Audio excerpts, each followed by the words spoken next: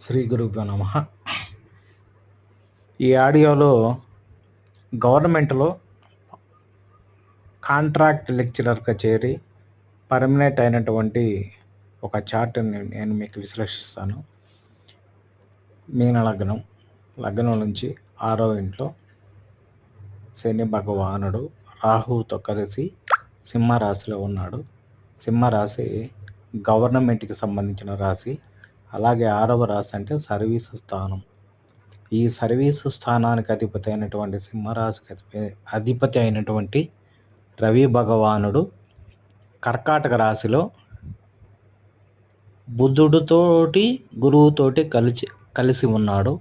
ఇక్కడ గురువు విద్యా సంస్థలకి అధిపతి, బుధుడు బోధించడానికి అధిపతి. ఎప్పుడైతే గురు బుధులు రవితో కలిసి ఉన్నారో గవర్నమెంట్లో టీచింగ్ ప్రొఫెషన్కి సంబంధించి వృత్తిలో స్థిరపడతాడని చెప్పవచ్చును.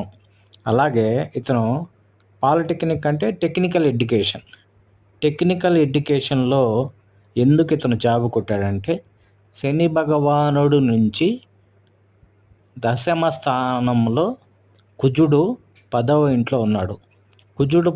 కుజుడు యొక్క చతుర్థ దృష్టి శని భగవానుడి మీద ఉంది.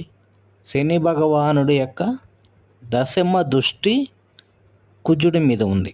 సో శని యొక్క దృష్టి కుజుడి మీద, కుజుడు యొక్క దృష్టి శని మీద ఉండటం వలన అది శని ఎక్కడి నుంచి చూస్తున్నాడు?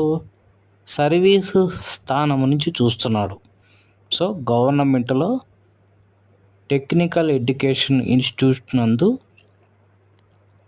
టీచింగ్ ప్రొఫెషన్లో జాబు వచ్చిందని తెలుస్తుంది. ఇతను కాంట్రాక్ట్ లెక్చరర్ నుంచి పర్మనెంట్ లెక్చరర్ ఎలా అయ్యాడంటే దగ్గర 2009లో ఇతను కాంట్రాక్ట్ లెక్చరర్గా జాయిన్ అయ్యాడు.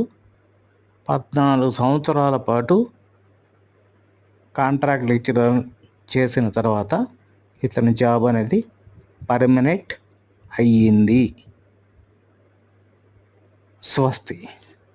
ఈ వీడియో మీకు నచ్చినట్లయితే షేర్ చేయండి, సబ్స్క్రైబ్ చేయండి.